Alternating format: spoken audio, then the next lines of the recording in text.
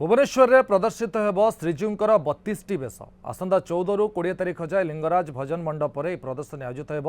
श्रद्धालु जगन्नाथंकर 32टी बेशर महत्व संपर्क में जणाइबा हेउछि प्रदर्शनी मूल लक्ष्य। एथिसह सेठारे कथावाचन भजन समारोह आयोजन करा बोली जगन्नाथ संस्कृति प्रचार संस्था पक्षर सांबादिक सम्मेलन सूचना दी जाइछि। राजधानी में प्रथम थर बेले प्रदर्शनी आयोजन करा जाउछि आ कार्यक्रम ब्लॉक स्तर में करा जिवो बोली आयोजकों पक्षर सूचना दी जाइछि। आमे आसंता 14 तारिख रु 20 तारिख पर्यंत लिंगराज भजन मंडप रे लिंगराज मंदिर पाखे